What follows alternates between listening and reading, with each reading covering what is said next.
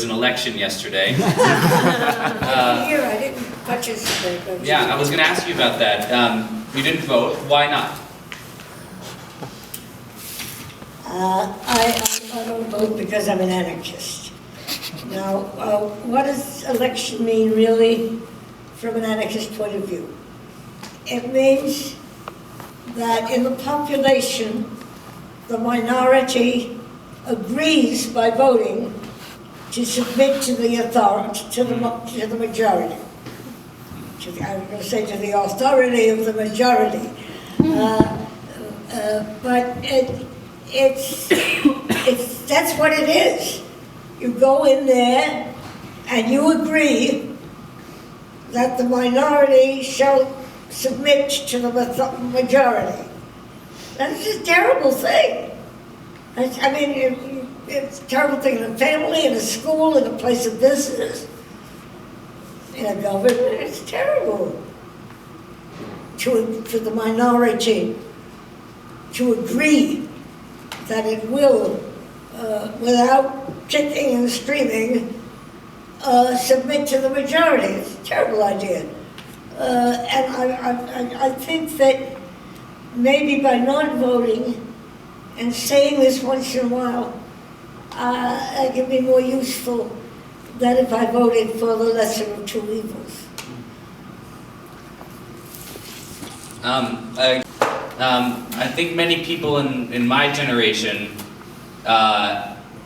grew up with a sense of apathy and detachment, and the election of Barack Obama gave us some hope, and then a sense of disappointment, and Occupy gave us some hope and maybe continues to, but also maybe some disappointment. And you've been at this for 86 years. And what advice do you have for us who have experienced disappointment on a level, but haven't even achieved the heights of many people that did, for example, during the 60s?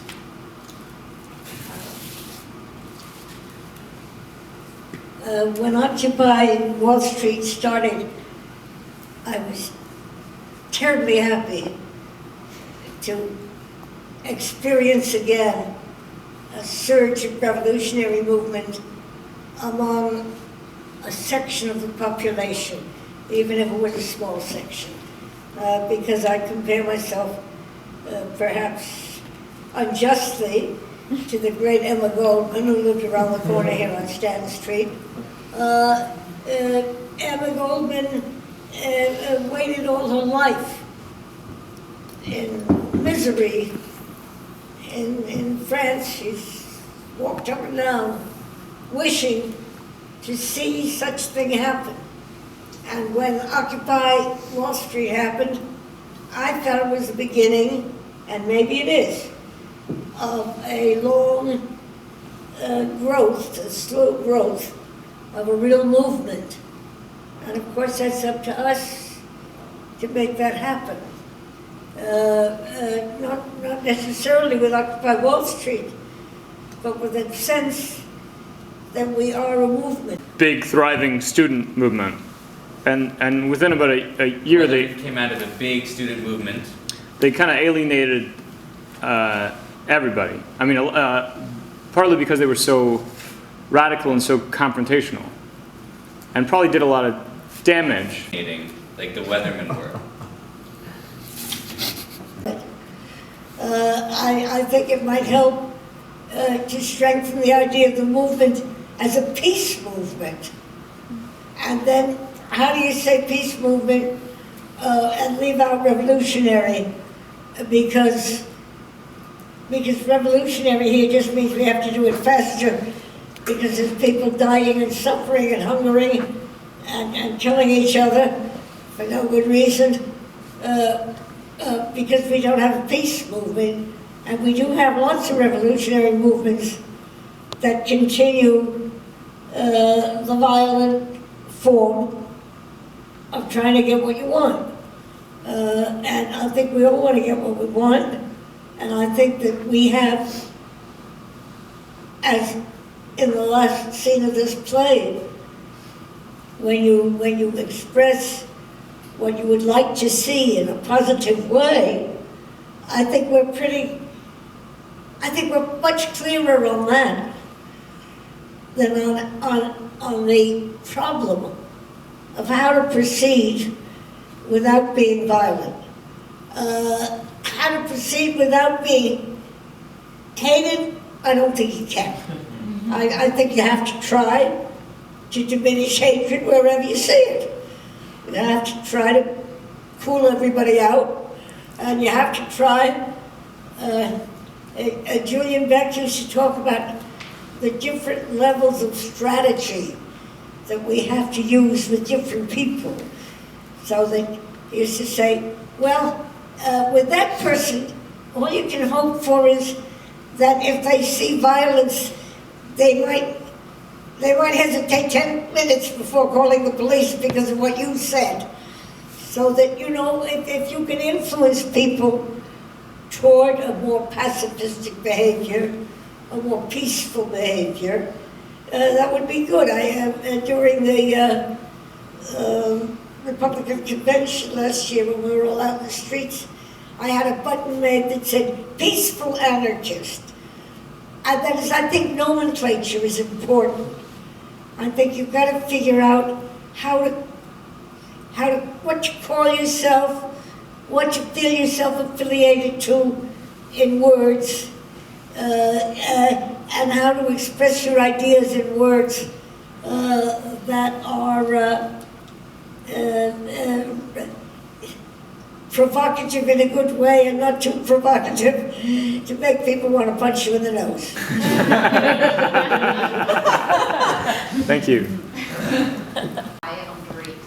I guess I'm sorry, I'm not sure how to frame the question, but sometimes I think that the effort is to save the coastal regions and not to save the country or the world. And I'm just wondering from your experience of, you know, act locally, think globally, or think globally and don't worry about the country, or, I mean, I guess where does American pride or purpose come into revolution?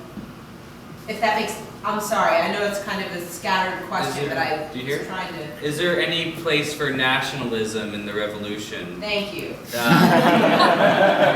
Is there, is it important, or do we ever need to feel American as we go forward? I'm an anarchist. I don't think there's any room for nationalism anywhere, ever. It's a divisive thing from my point of view.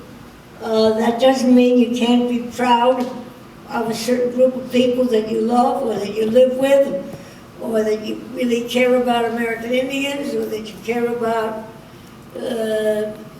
people that have a Jewish soul, or whatever. You can have all that, and you can have that regionally too. You can love Manhattan, or you can love, you know, your hometown in Connecticut. And I think you can love that. Paul Goodman used to say, I'm an anarchist, but I love my rocks and rills. And you can even love a country.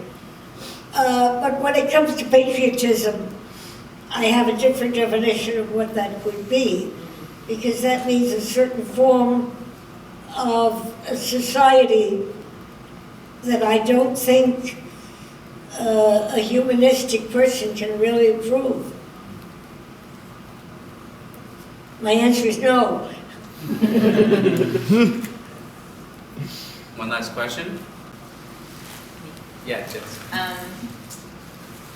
So, if there's no place for nationalism and elections are, you know, the way democracy functions is that, what is the ideal picture of the way society would run, in your view?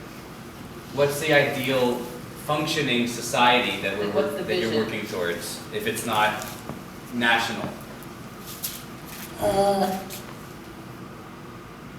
It's anarchist. And what exactly anarchist stands for and how it functions, that's a discussion we've been having only for 200 years. And, you know, maybe we'll need that much. Because the authoritarian hierarchical society we've been brought up to for 10,000 years maybe, or something like that. I don't know how long, but let's just say 10,000. And just change that view of what the world is might take a little bit of doing to change our attitude about who we are to one another. And for me, the revolution consists entirely of a reassessment of who we are to one another. And for me, that begins with that we can't kill each other or even hurt each other in any way, even verbally. So, I don't know. I don't know how far we can go because of our bad training, yours and mine, and every person's on the planet, because we've all been trained to a hierarchical and authoritarian form of living, of decision-making, of society. And to break all that down, it takes a lot. There are some advanced anarchist and pacifist people that have gone pretty far. But almost all of those, if you examine them, have made some awful mistakes. Like Gandhi, who approved the Indian army at the end of his life.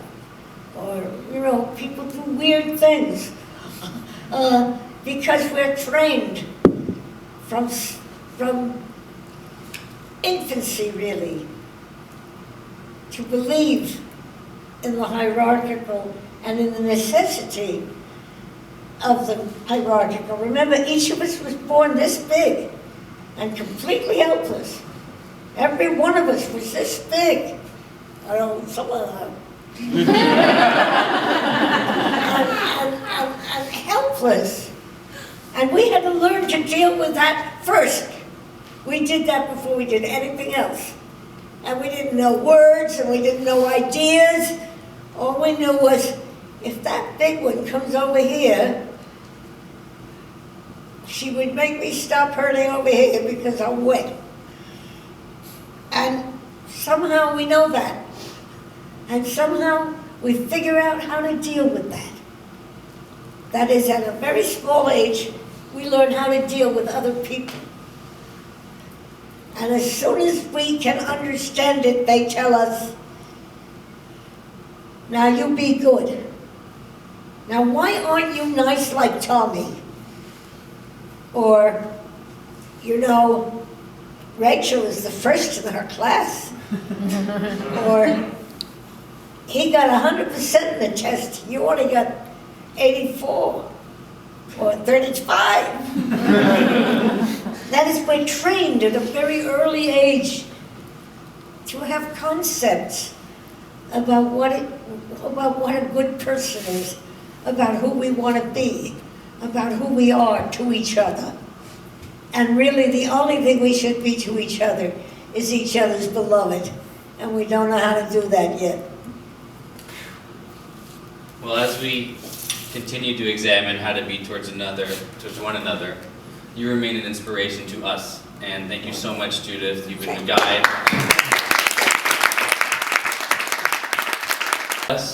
Giving us a platform to share our ideas and questions and concerns, and to keep inching towards the revolution. And I want to say I'm very proud to have this beautiful play in our space.